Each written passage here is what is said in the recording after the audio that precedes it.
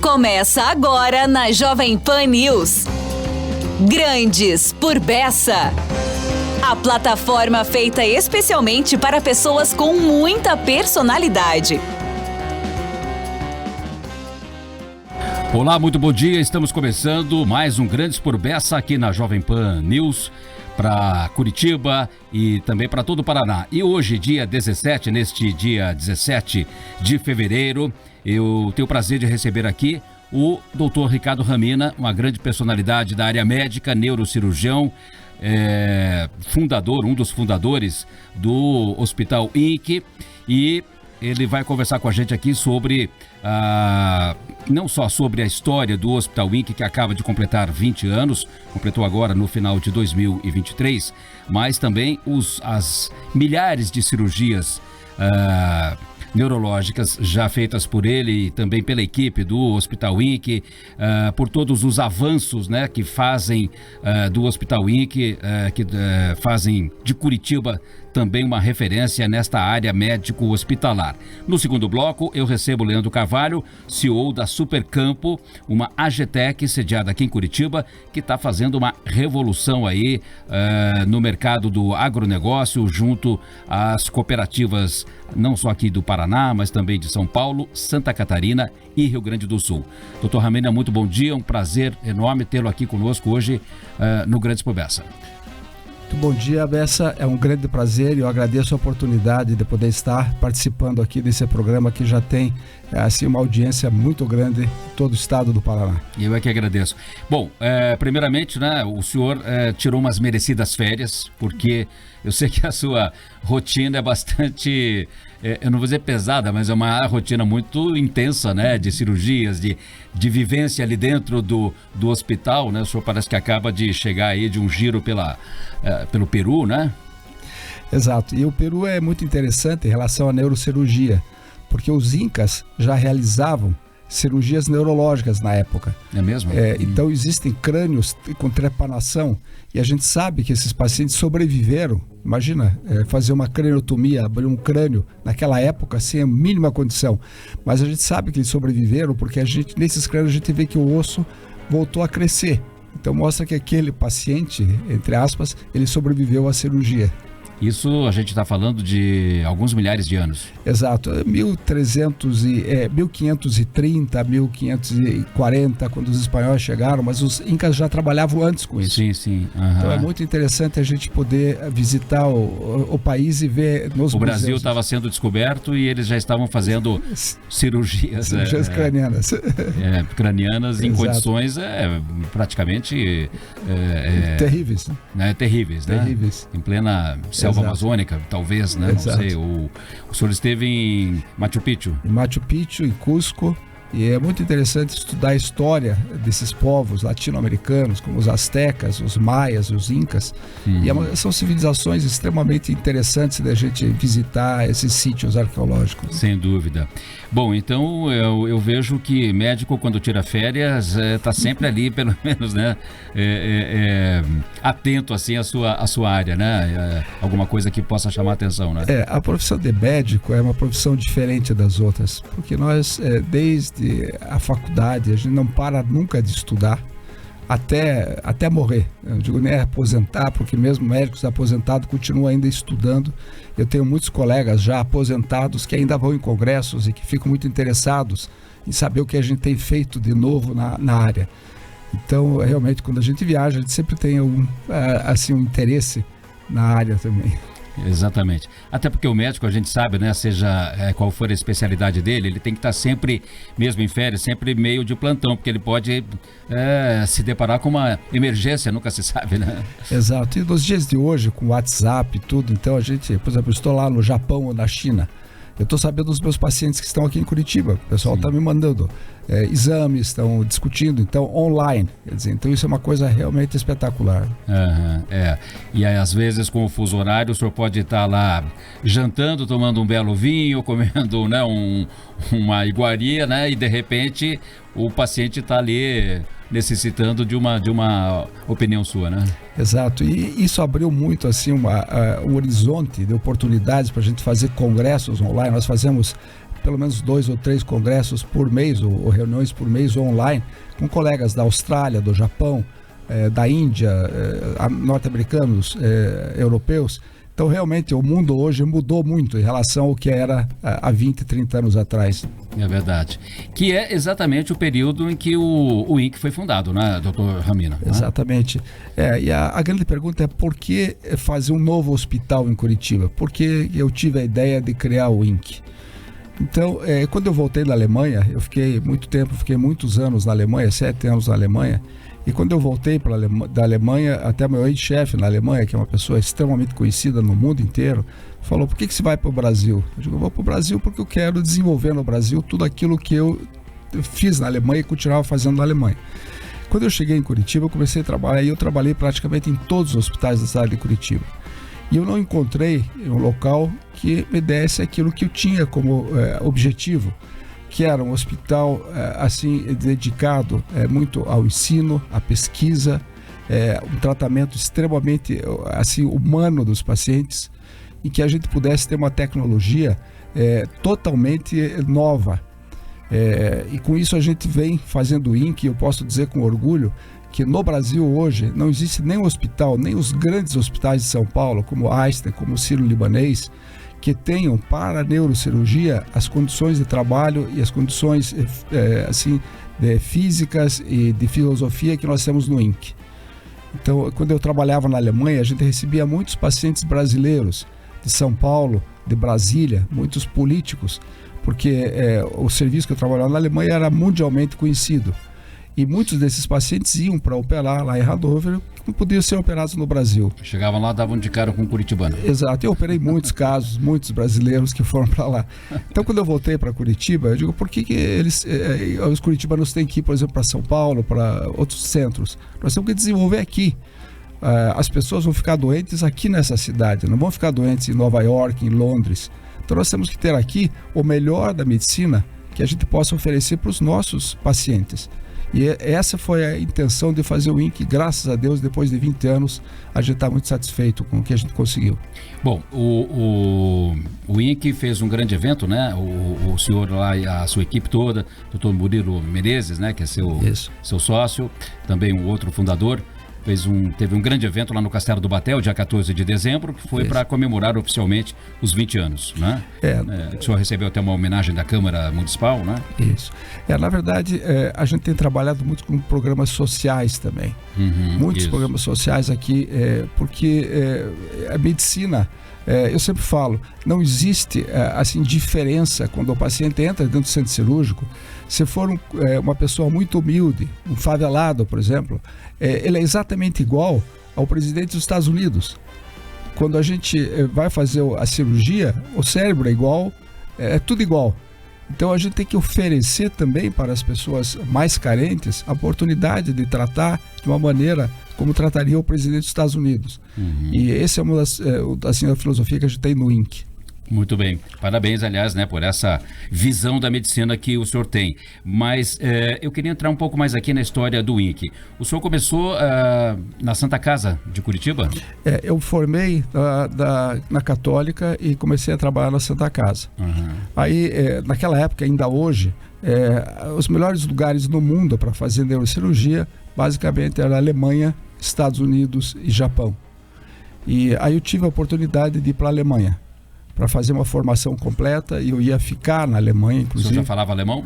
Eu não falava alemão. Foi bastante difícil. E eu sempre falo, quando eu cheguei na Alemanha, primeiro eu não entendia nada.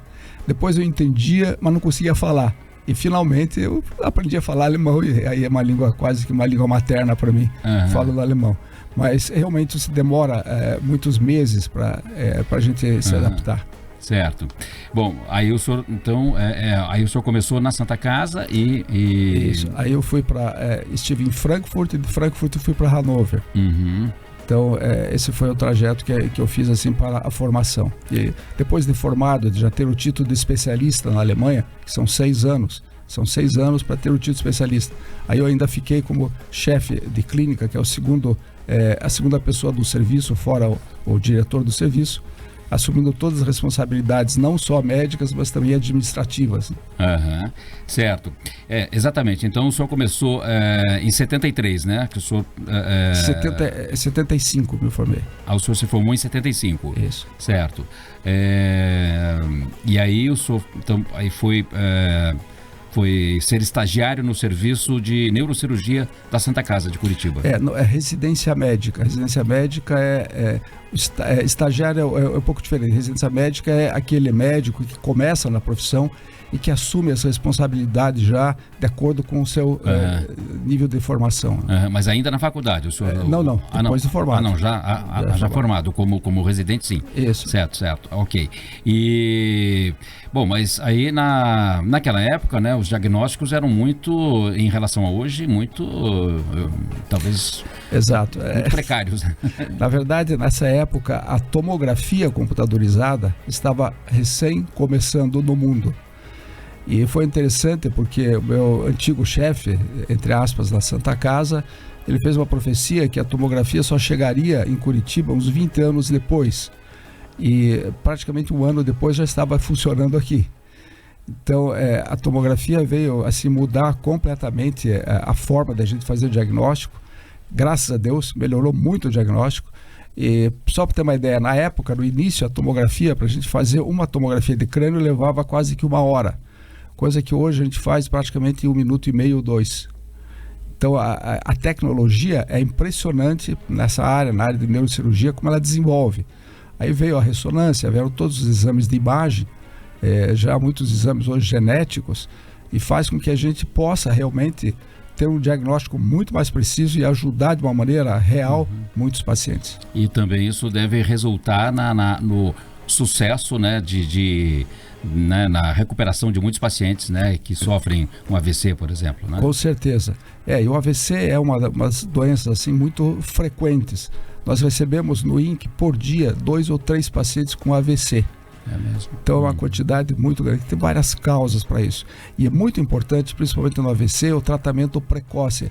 Nós temos poucas horas para tratar, porque o cérebro ele precisa do oxigênio, ele precisa assim do sangue chegando. E se tem uma dificuldade disso, ele morre, as células cerebrais morrem e podem ter sequelas ou mesmo a morte do paciente se a gente não agir numa fase muito precoce. Então, 3, 4 horas do início do quadro a gente tem que agir. Bom, já que eu estou falando aqui com uma das maiores autoridades do mundo em neurocirurgia, quais são, doutor Ramina, assim, as principais causas do AVC hoje? A principal causa do AVC é pressão alta, diabetes, problemas assim de gordura no sangue, popularmente falando. A pressão alta é a primeira delas, né? A primeira delas. Então, são cuidados básicos que as pessoas têm que ter para evitar isso, porque o AVC é uma doença devastante, uma doença terrível. Todo AVC é grave, não existe AVC não grave, é todo grave, porque o cérebro é um órgão extremamente sensível e muito importante. Então, perder uma área do cérebro por causa de um AVC, muitas vezes deixa sequelas graves. Então, é importante a gente poder prevenir e agir imediatamente se o paciente tiver um AVC. E no caso de AVC, claro, existem aquelas pessoas com mais predisposição, digamos assim, não é? Ou todos nós, em qualquer momento da vida, estamos sujeitos a sofrer um AVC? Não, todo mundo não vai sofrer um AVC, mas existem, assim, predisposição familiar, tem pessoas que têm doenças familiares.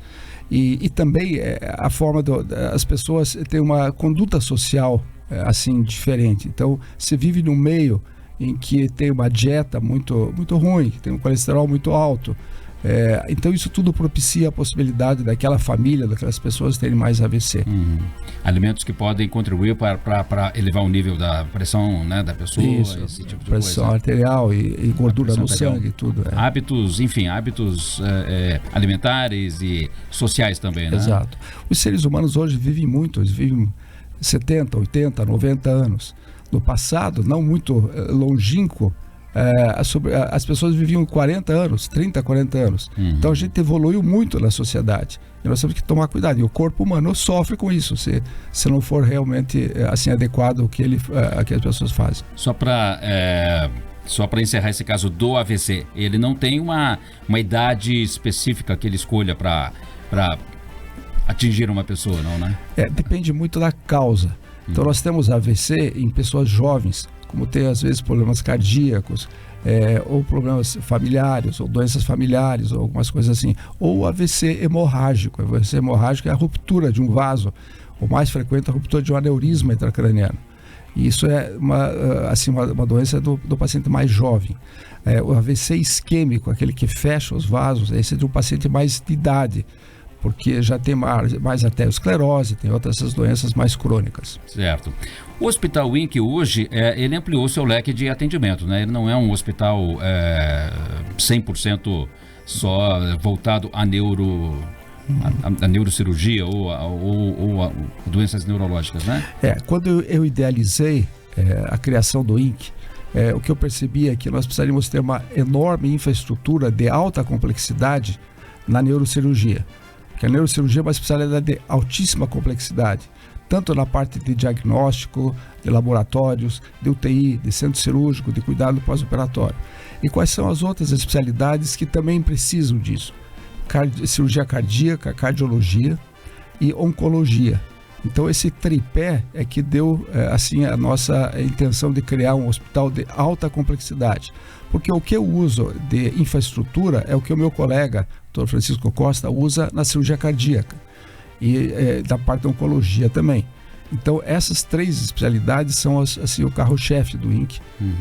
E nós temos otorrino, nós temos cirurgia abdominal, nós temos dermatologia, nós temos uma série de outras áreas assim, mas essas três são áreas que necessitam uma altíssima complexidade de tratamento.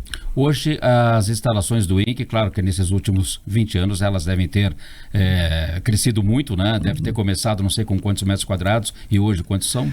Na verdade nós começamos com 40 leitos, hoje nós estamos com 93 leitos e vamos ampliar para o projeto final para 220 leitos.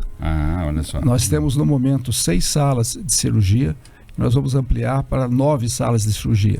Certo. Nós começamos com 10 leitos de UTI, agora nós vamos ter 30 leitos de UTI.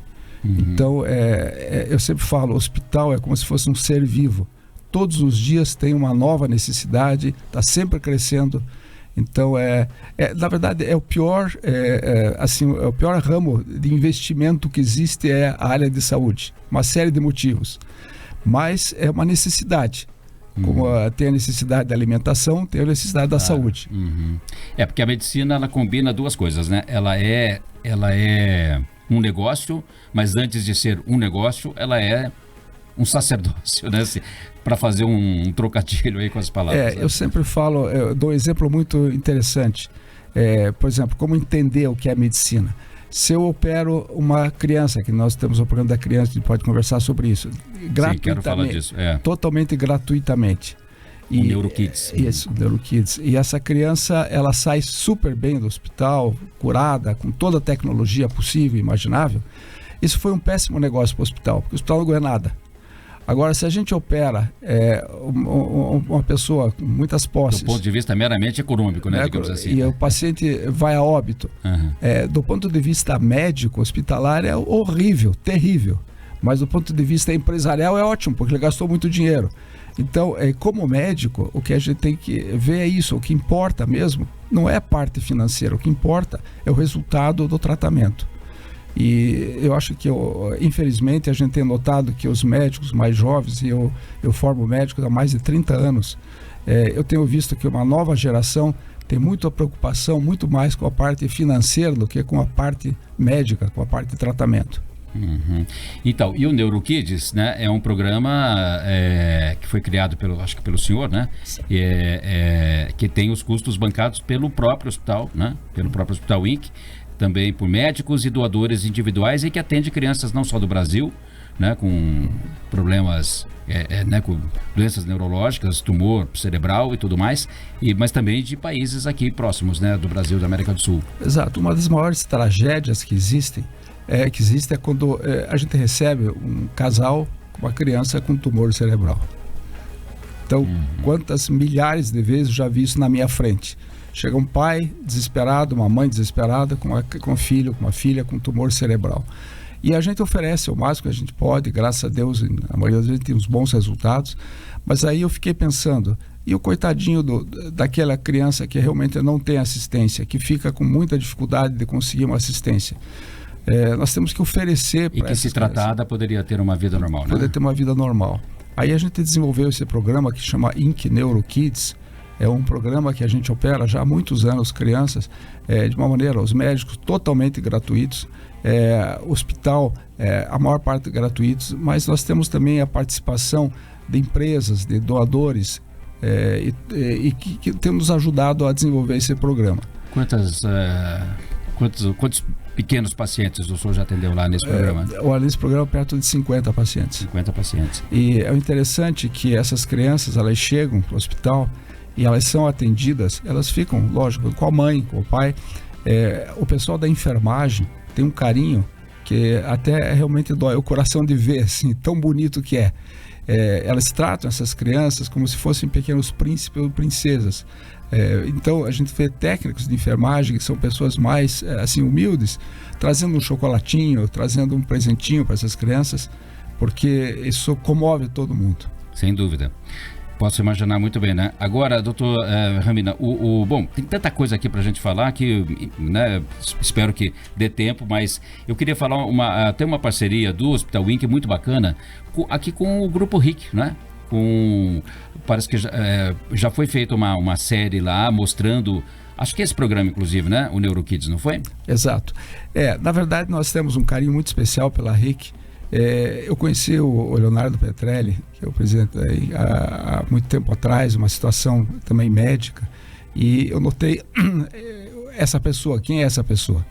Certo. Uma pessoa extremamente humana, uma pessoa interessada no desenvolvimento do estado, da cidade. E aí a gente iniciou uma série que chama Incríveis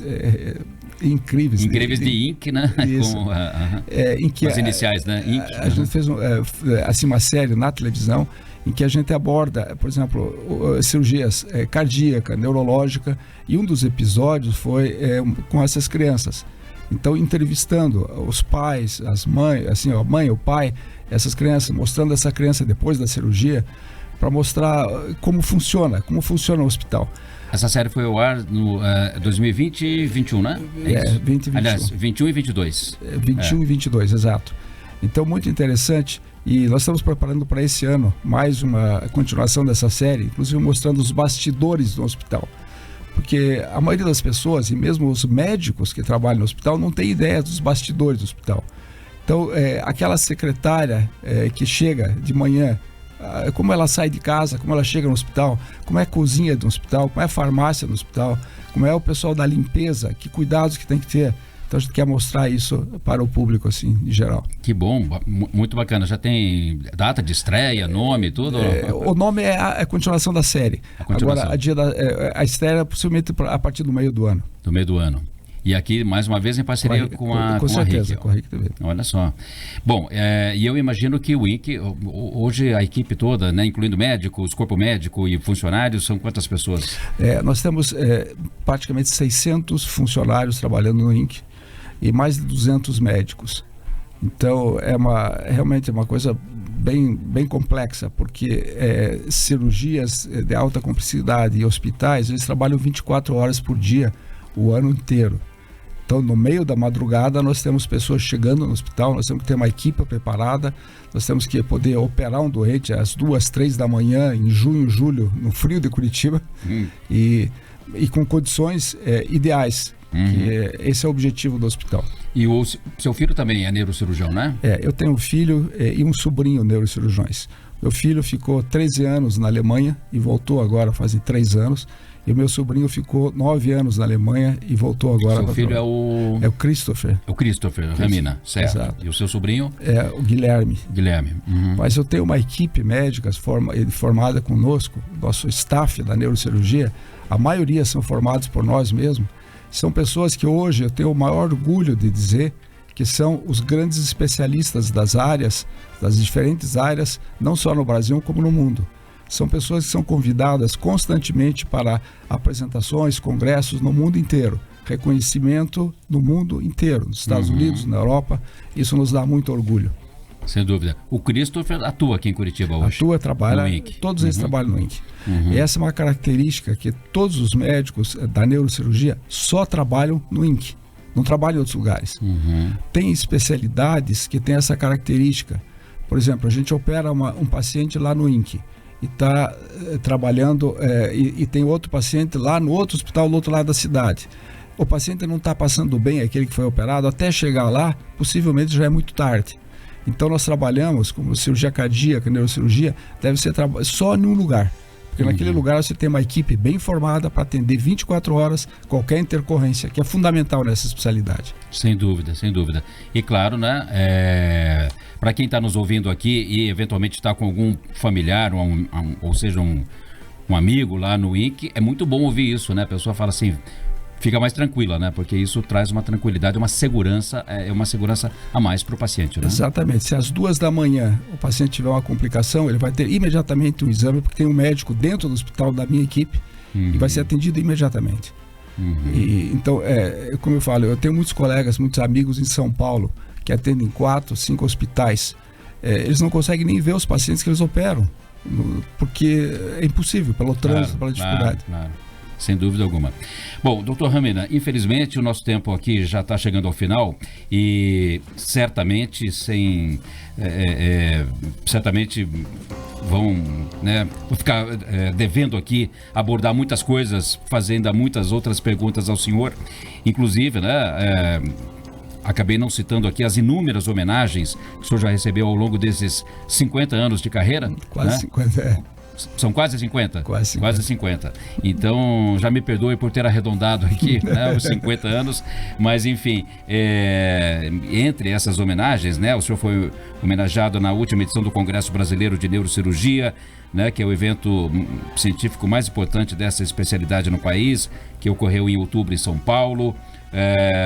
Enfim, em setembro do ano passado, o senhor recebeu o título de cidadão benemérito do Paraná, que ele foi outorgado pela Assembleia Legislativa aqui do Estado, título de professor honoris causa da Associação Médica da República Tcheca, entre muitos outros, Entre muitos outros. Então, quero agradecer aqui a sua presença hoje aqui com a gente, conversando, batendo um papo aqui sobre esses 20 anos do Hospital INC e que fazem de Curitiba uma cidade também referência nessa área médica e particularmente na neurocirurgia. Meus parabéns. Muito obrigado, eu que agradeço a oportunidade e estou à disposição, e o INC está totalmente à disposição para quem quiser conhecer e conversar conosco. E parabéns por esse programa NeuroKids, por esse lado, que eu sei que o senhor também tem aqui, uma coisa que a gente acabou não falando, mas o senhor é um defensor da humanização hospitalar, Isso é fundamental, porque todos nós um dia vamos precisar de um médico, de um hospital, a gente tem que tratar como se fosse alguém da nossa família. É verdade. Mais uma vez, muito obrigado. Espero recebê-lo aqui numa outra ocasião. E o ano está só... Ainda está em tempo da gente desejar feliz ano novo. Então, quero desejar aqui ao senhor, a toda a sua equipe, e mais sucesso ainda ao Hospital INC. Muito obrigado. E eu gostaria de desejar também extensivo a toda a equipe da RIC TV o nosso grande abraço e um feliz ano novo. Muito obrigado. E a gente volta daqui a pouco, no próximo bloco. Eu vou conversar com o Leandro Carvalho, que é o CEO da Supercampo, que também vamos falar aqui sobre um assunto muito bacana, sobre as novidades que estão surgindo aí no agronegócio, na relação, no chamado varejo do agronegócio. É um minuto só e a gente já volta. Você está assistindo Grandes por Bessa.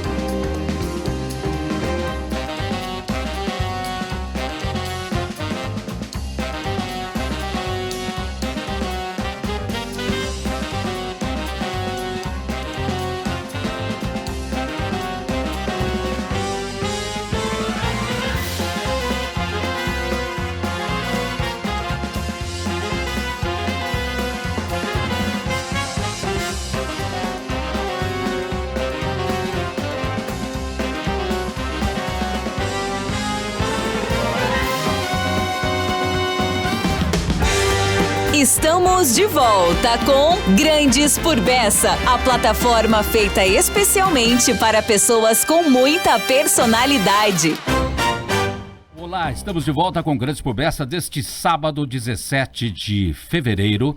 Agora o ano já engrenando, as coisas pós-carnaval voltando ao normal, o país já começando a retomar o seu ritmo normal. E nesse segundo bloco do Grandes por Bessa de hoje, eu vou conversar com o Leandro Carvalho, CEO da Supercampo. Foi-se o tempo em que os trabalhadores da agricultura ficavam somente no campo, lidando com a terra. Hoje, a revolução tecnológica abrange a todos e com quem trabalha no agronegócio. E é claro, com quem trabalha, tá no agronegócio, não seria diferente para fazer uso de todas essas tecnologias que temos aí à nossa disposição. E para falar sobre isto, sobre esse processo cada vez mais crescente de digitalização e dos avanços nesta área, é que eu estou recebendo aqui o Leandro Carvalho, que é o CEO da Supercampo. Bom dia, Leandro, tudo bem? Seja bem-vindo aqui ao Grandes por Bessa. Bom dia, Bessa, muito obrigado pela oportunidade, um prazer estar aqui com vocês. Bom dia aos telespectadores e bom dia a todos. Aos telespectadores do YouTube e aos ouvintes da Jovem Pan. Exatamente. Seguinte, o que é a Supercampo, Leandro? A Supercampo é uma SA, é uma empresa chamada AGTEC, no popular, hoje em dia tem essas terminologias, e a AGTEC é uma empresa de tecnologia voltada para a agricultura. É uma empresa que tem 12 cooperativas, 12 das 20 maiores cooperativas do Brasil como sócias, e o interesse, o objetivo da empresa é desenvolver tecnologias a favor da agropecuária, da atividade agropecuária e das cooperativas, obviamente. Uhum. Bom, e dessas 20 cooperativas, uma boa parte delas é aqui do Paraná, né? Não poderia Exatamente. ser diferente. São 12, como eu falei, de 4 estados brasileiros, São Paulo... são 12, não 20. São 12 das 20, né? São 12 das 20, exato, tá, 12 okay. das 20 maiores cooperativas. Certo. Uhum. De 4 estados brasileiros, São Paulo, Paraná, Santa Catarina e Rio Grande do Sul, sendo que são 8 no Paraná, uma em São Paulo, uma no Rio Grande do Sul e 2 em Santa Catarina. Tá? A LAR, nós temos a LAR, a Copacol, a Agrária, Castrolanda, Frisia, Capal, faltaram... Então são cooperativas mais voltadas à pecuária? Agropecuária. Agropecuária. Exato. Agricultura também, sim. Uhum. Agricultura e pecuária. É um grupo de cooperativas bastante vasto, bastante amplo. Certo. Nós temos avicultura, suinocultura, a pecuária em geral, agricultura também, os grãos, que é o grande forte das cooperativas do Paraná. Certo. Bom, a gente sabe que o Paraná é um estado eminentemente agrícola, a despeito de ter se industrializado nas últimas décadas aí e tudo mais, ter diversificado seu parque industrial e tudo mais, mas a agricultura, o agronegócio do Paraná continua sendo muito forte. Sim. E esse processo de incorporação das tecnologias, de digitalização e tudo mais, eu acredito, tanto é que a Supercampo nasceu aqui, Acho que foi uma iniciativa aqui do Paraná, Exato, a Supercampo está baseada em Curitiba, é uma empresa paranaense. E a base principal desse interesse dessas cooperativas se juntarem e montar a Supercampo está relacionada principalmente à sucessão familiar. Então, as cooperativas observam hoje uma mudança de gerações. Então, essa primeira geração que chegou ao Brasil, as cooperativas e principalmente a atividade agropecuária no Brasil está muito relacionada à imigração. Então, veio da Europa, muita coisa veio da Europa, principalmente a pecuária, o gado hoje, o gado holandês. Até a cultura das cooperativas, A cultura das cooperativas também. E essa geração que teve, ao longo desses últimos anos, uma conexão muito grande com as cooperativas, por um lado emocional, até pela construção dessas cooperativas ao longo dos anos, e a formação, o desenvolvimento das cooperativas. Essa geração dá lugar a uma nova geração, é a sucessão familiar, os filhos, os netos estão tomando frente nessas propriedades rurais.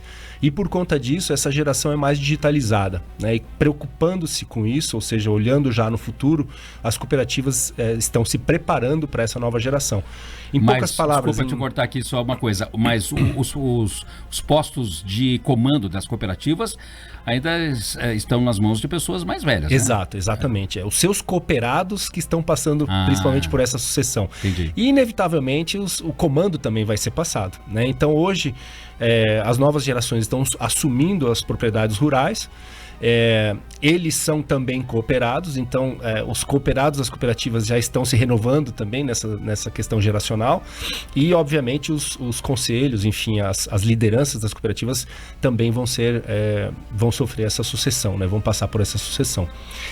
Baseado nisso, as cooperativas estão se desenvolvendo através da Supercampo para que elas estejam na tela do celular, né? A grande verdade é que nessa nova geração, se você não estiver na tela do celular, você deixará de existir, por assim dizer, né? Então a preocupação é como em todos os outros setores da vida. Exato, não é uma peculiaridade, não é uma situação da agricultura exclusiva do campo, né? Exato, exclusiva do campo, mas sim de todas as indústrias, né, que vem passando por essa revolução digital. E a transformação digital basicamente é isso, fazer o mesmo que você faz, porém de forma digital, né, desde que você precisa estar disponível na palma da mão, na tela do celular. Quer dizer, então um cooperado ou até um dirigente de uma cooperativa pode estar de férias lá no outro lado do mundo e está tocando seus negócios. Exatamente. Né? A tecnologia acompanhando a evolução ali da produção, as vendas, exatamente, se uma determinada exportação está sendo foi concretizada. Quando a gente fala de tecnologia, o tema é muito amplo, né? Mas eu gosto muito de apontar a nuvem, né? A nuvem, para quem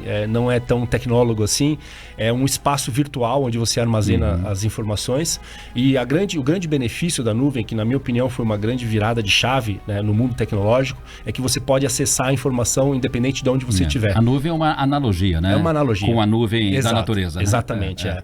Então, é um lugar onde você deposita informações e essa informação ela se torna disponível para todas as pessoas em diferentes lugares. Então, você pode acessar a mesma informação estando fisicamente em diferentes lugares. Né? Sim. É como se fosse vamos imaginar assim, um satélite, né? Isso. Emitindo informações. Exato. Onde você tem acesso em qualquer parte do mundo. Tá. Né? Bom, Leandro, outra coisa. Então, hoje, assim, quando a gente fala em tecnologia do campo, a gente não está falando só daquela coisa de máquinas super modernas que são operadas por computador, né, que fazem o trabalho praticamente sozinho, que já dispensam quase que a mão de obra humana. Exatamente. Não é só disso que a gente está falando, né? Sim, é muito bom esse ponto, Bessa, e que bom que você traz esse ponto na entrevista, é bem esclarecedor. A tecnologia ela tem diferentes aplicabilidades e diferentes versões, né? Na produção principal, no inglês o core business, né? Ou seja, na parte principal, na produção principal das cooperativas agropecuárias, a tecnologia já entrou há alguns anos. Né? Você percebe equipamentos de alta precisão, os drones pulverizadores, você percebe as máquinas com a orientação de satélite GPS para que elas passem pelo mesmo lugar na plantação para evitar deteriorar, né, ou destruir mais plantas. Então, a aplicação da tecnologia até para leitura do solo, leitura de clima, previsão, já há algum tempo vem sendo utilizada. E o que nós observamos agora é que as atividades satélites a essa operação, ou atividades secundárias, estão sendo digitalizadas também. Por exemplo, as lojas agropecuárias. Né? Nós sabemos que as cooperativas possuem lojas agropecuárias, que são aqueles insumos, são aqueles suprimentos que o produtor rural utiliza na lavoura no dia a dia. Essas lojas, elas existem fisicamente, né, obviamente, e os cooperados vão até essas lojas. Com a Supercampo, eles passam a ter a opção de fazer a compra online, ou pelo menos preparar o seu pedido de forma online para retirar depois na loja agropecuária. Então, como já acontece no dia a dia hoje, até... Exato, é varejo, né? Até para você fazer uma compra de supermercado, você... Exatamente. Quem quiser não precisa mais ir na loja. Exato. Né? E é um benefício, porque você organiza o seu pedido, quando você chega para retirar na loja, o seu pedido já está pronto, você não tem que ficar esperando um vendedor, você não tem que pegar filas de espera. Então, o retirar é um processo muito simples, desde que você faça o pedido, ou você oriente o seu pedido antes de sair de casa. Né? Bom, exatamente, esse foi o tema do webinar, né, que você participou, que teve agora dia 23 de janeiro, né? Sim. Há quase um mês já, cujo tema foi transformação B2B dominando a complexidade digital para vantagem competitiva. Exatamente, né? Exatamente. O digital hoje é uma vantagem competitiva, ou seja, eu diria até mais, né? Uma vantagem obrigatória. Quem não está no mundo digital tem já o seu prazo de validade, já tem uma data para não existir mais. O webinar, ele trouxe duas situações bem interessantes e peculiares, né? A primeira é a questão do B2B, ou para aqueles que não têm muita familiaridade com o termo, é business to business ou negócio para negócio. É quando uma empresa faz negócio com a outra, né? Com outra empresa. O B2C, que é empresa para consumidor, business to consumer, se desenvolveu muito ao longo dos últimos anos, né? E haja visto assim, eu e você como consumidores, nós temos na palma da mão, na tela do celular, uma infinidade de aplicativos que permitem que nós façamos compras online. B2C, ou seja, o consumidor indo direto. O B2B, por sua vez, ele ficou, de certa forma, esquecido ao longo desses anos. Então, observa-se uma oportunidade muito grande nos próximos anos, no desenvolvimento de tecnologias para soluções B2B. Né? Então, enquanto uma empresa compra da outra, ainda no método antigo, né? Utilizando ordens de compra. Ela se modernizou numa ponta, mas na outra... Exato. O consumidor hoje ele tem muitas vantagens. Sim. Porém, as empresas, a metodologia de negócio, o método utilizado para comprar e vender entre empresas, ainda está parado na década de 90. Digamos, ainda é analógico. Ainda é analógico, com muito papel, com muitas ordens de compra, faturamentos, né? Então, esse processo ele está começando a entrar nessa fase de digitalização também. Então, é um terreno fértil, tá? Então, existe uma... Sem trocadilho, né? Sem trocadilho, exatamente. É um terreno fértil porque existe muita oportunidade, né? Muita lacuna, ou muitas áreas que não foram digitalizadas e que hoje, com a tecnologia já a níveis bem avançados, permitem essa digitalização. Então, esse é um ponto, é o ponto do B2B. E o outro ponto é a questão da cooperativa ou do produtor rural em si. No momento que nós iniciamos essa jornada, nós observamos que existe uma característica muito específica no produtor rural, né? O produtor rural, assim como eu e você, é uma pessoa que tem os seus hábitos, que tem os seus interesses, os seus comportamentos. Ou seja, um B2C.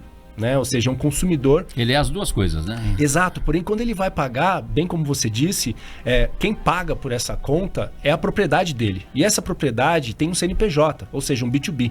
Então você já começa logo de cara juntando duas atividades, B2C e B2B, numa mesma plataforma. Isso já é um grande desafio. Para quem conhece da tecnologia, para quem gosta do Technicase, você já eliminaria aí cerca de 80% das plataformas do mercado capazes de fazer B2C e B2B ao mesmo tempo. Ou é um ou é outro. Os dois juntos são raros os casos. E não contente com isso, ou não se limitando a isso, você tem uma série de outras questões. Por exemplo, multipropriedade. Existem cooperados ou existem produtores rurais que têm mais de uma fazenda. E em estados diferentes. Isso significa impostos diferentes. Né? A parte fiscal, tributária, já é uma grande complexidade aí quando você tem multipropriedades em diferentes estados. Mesmo o Brasil sendo uma federação, Exato, cada estado tem seu regime fiscal próprio, um regime fiscal em algumas atividades. São similares, mas, exato, mas tem diferenças. Você tem certo. algumas isso a gente trabalha muito no que nós chamamos de DIFAL, que é a diferença de alíquota. Então, entre um estado e outro pode ter, principalmente pelos incentivos fiscais que o governo coloca. Então, isso gera uma dificuldade ou um desafio muito grande para quem está digitalizando um fluxo comercial quando você tem entregas em diferentes estados. Né? Adicionando a isso, né, uma pimentinha para adicionar um pouco mais de complexidade ao cenário, você tem a questão do CADPRO, que é o Cadastro de Produtor Rural, que ele traz também incentivos tributários fiscais para determinadas atividades, né? E além disso você tem também o ato cooperado, ou seja, que é uma questão, uma legislação, uma questão relacionada às cooperativas e aos seus cooperados, que também trazem incentivos fiscais e tributários por conta dessa atividade. Traduzindo isso para tudo dentro de codificação tecnológica, Bessa, é um desafio assim que deixo para os nossos desenvolvedores. Traduzindo do Campes, né? Exato. Criando talvez uma nova... Então, realmente Temos o Economês, temos Isso. E o Campes. E agora o Campes. Porque eu estou vendo que é assim, as possibilidades são infinitas, então há muito que se atingir nessa área ainda, né? Muito que se atingir. Os benefícios são inúmeros, muitas vezes difíceis até de serem vistos ou entendidos, porque a tecnologia ela é intangível, é diferente desse mercado, o mercado tradicional, o mercado mais conservador, a agropecuária é um mercado bem tradicionalista, onde você tangibiliza tudo, né? As peças que você usa no seu trator, as ferramentas, os próprios grãos, as sementes, os fertilizantes, os defensivos, e a tecnologia não é possível se tangibilizar. Então os benefícios eles acabam vindo após a utilização. Quando as pessoas passam a utilizar, elas se dão conta que é fácil, que traz benefícios, é mais barato. Para a cooperativa ou para as empresas trazem eficiências operacionais, aumento de vendas. Então, os benefícios de você digitalizar não são somente no papel, não são somente ideias, mas eles trazem, de fato, desdobramentos. Não está ligado só simplesmente a uma ideia assim, digamos... De se atualizar, né? Não, e também de sustentabilidade no sentido assim, vamos reduzir papel, essa coisa, não é só isso. Também, né? Também não, mas não é só isso, exatamente, não é só isso. Vai muito além disso, né? Exato, e principalmente também o desenvolvimento social, né? Dentro da sigla ESG, que hoje está tão sendo falado, né? Na parte de social, desenvolvimento social, você contribui para que as pessoas tenham uma vida melhor. Com o nosso aplicativo, por exemplo, o produtor rural pode fazer os seus pedidos no conforto do lar, tomando um café da manhã com a família. Ele não tem que se deslocar até a loja agropecuária para fazer esse pedido. E depois ele pode mandar um funcionário para retirar. Então, o uso da tecnologia traz benefícios no dia a dia, né? A sua vida, a sua qualidade de vida melhora. Você consegue fazer as coisas de forma mais rápida, mais assertiva. Você já sabe a descrição do produto. Tudo está na palma da mão. Então, isso facilita bastante, né? Olha só, e estou conversando aqui com o Leandro Carvalho, CEO da Supercampo, né? Que é uma AgTech, é isso? É isso aí. Né? Uma SA, né? Exatamente. A iniciativa foi das cooperativas? Sim. As cooperativas... Então elas sentiram, digamos assim, essa necessidade de se atualizarem, né? Exatamente. Como nós conversamos... se elas não se atualizarem ou se elas não estiverem na tela do celular dessa geração que está chegando, muito provavelmente elas vão perder vantagem competitiva. Porque as cooperativas são, elas são, digamos assim, o varejo do campo, né? Não sei se dá para usar esse termo, mas... Sim, também, né? Não somente, mas também. Sim, porque elas que vendem, vendem os suprimentos, a carne, os produtos agrícolas, os insumos e tudo mais. Exatamente. Né? Então, elas... com o intuito de se preparar para esse futuro. O leite, enfim, tudo, né? Exato. Com o intuito de se preparar nesse futuro digital, nessa sucessão de gerações, né? Nessa mudança de geração em um mundo mais digitalizado, elas se juntaram nessa iniciativa, então elas são sócias, e para que você tenha esse desenvolvimento tecnológico com dois principais grandes objetivos, né?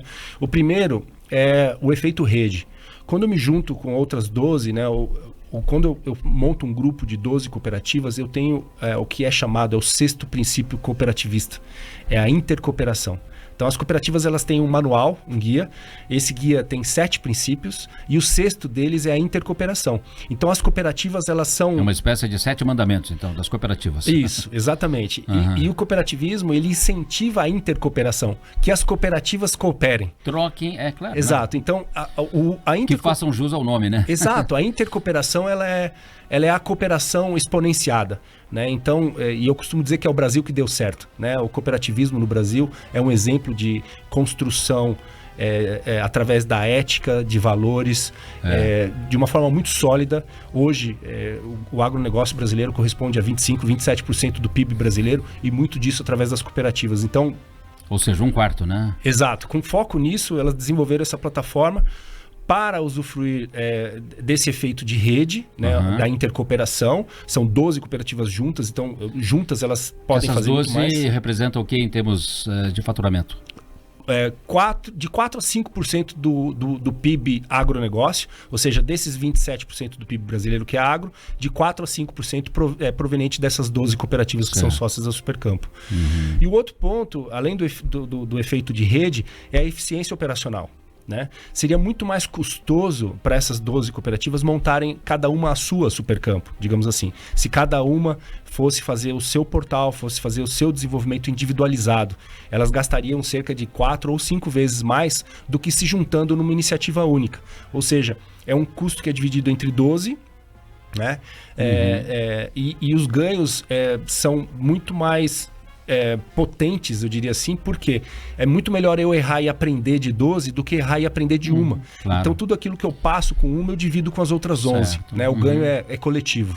E a que errou, eventualmente, pode perguntar para outra, né? O fulano, como é que você resolveu essa questão. Exatamente. Né? A eficiência operacional... Porque as situações são parecidas, né? Muito parecidas. Né? Muito parecidas. De uma elas têm, outra, né? Elas têm atividades diferentes entre elas, elas se diferenciam entre si, mas no fundo, tem muita similaridade também. E aproveitando aquela minha pergunta inicial, primeiro, eu acho que foi, né, que eu achei que eram aquelas duas cooperativas, Coamo e Cocamar. Por que as grandes cooperativas não aderiram, ou elas já estão nisso?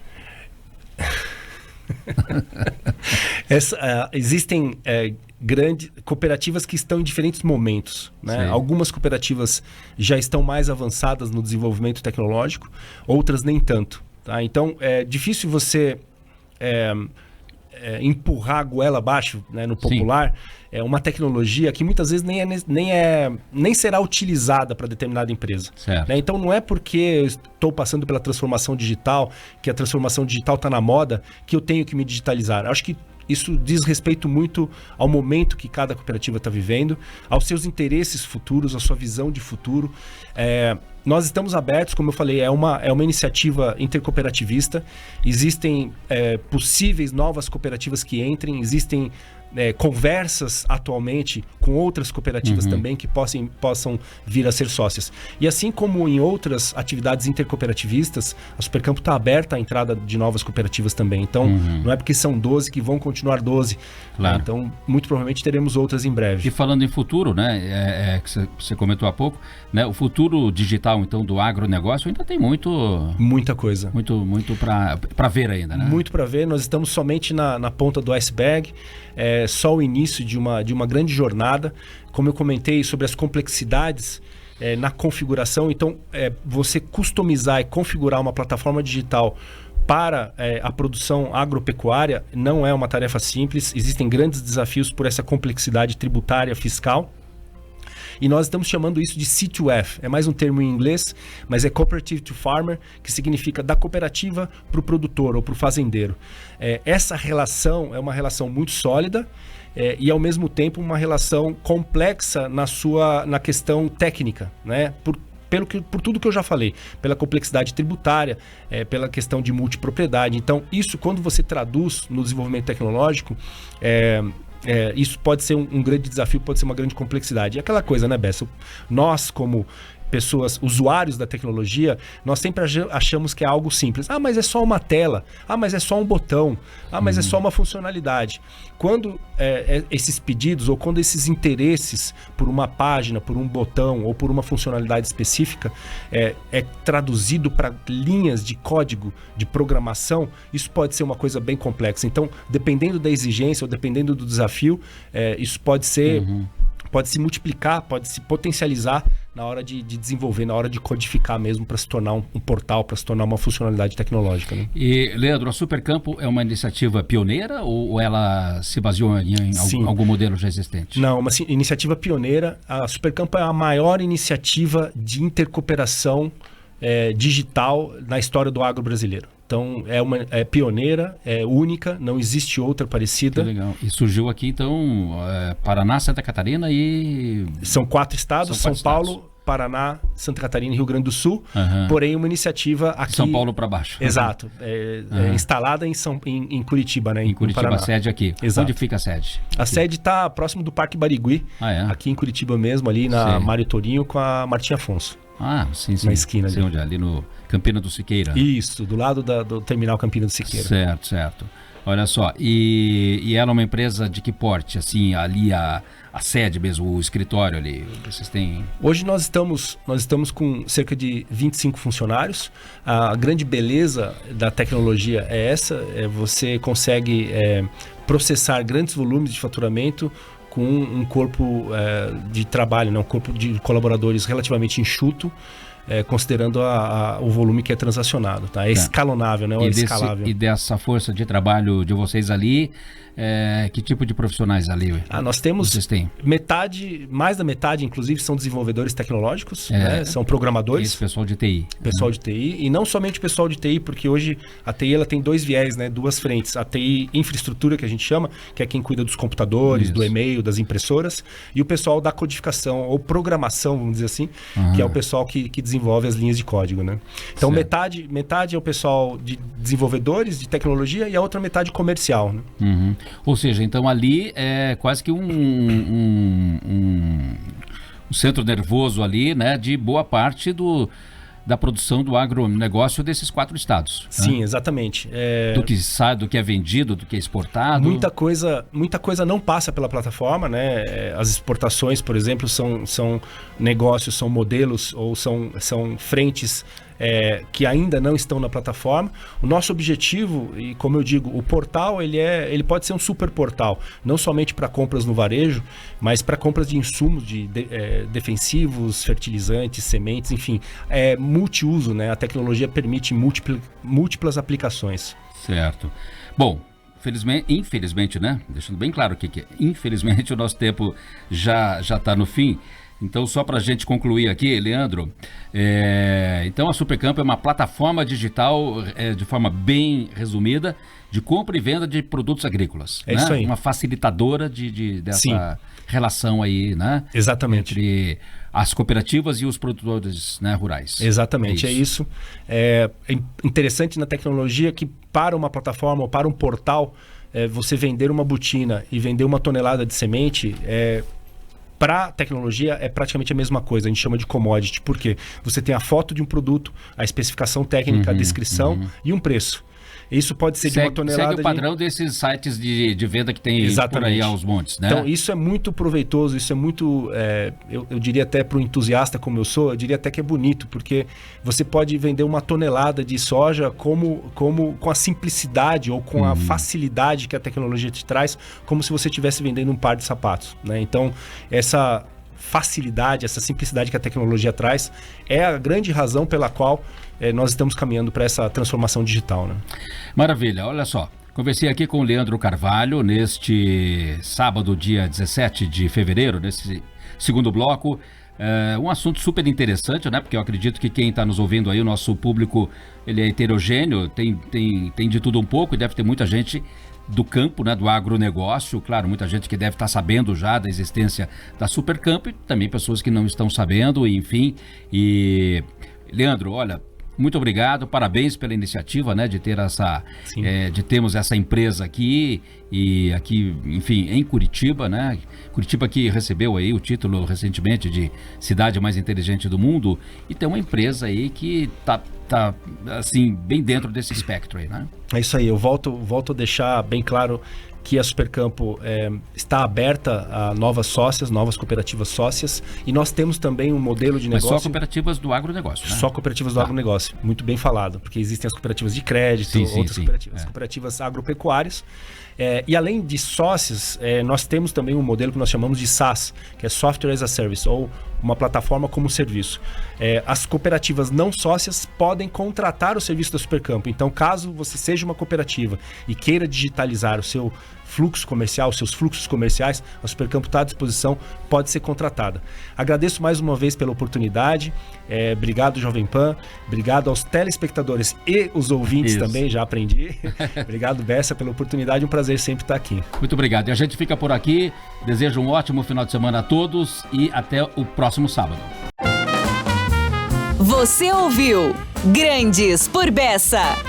Para pessoas com muita personalidade, na Jovem Pan News. De volta sábado às 11 horas da manhã.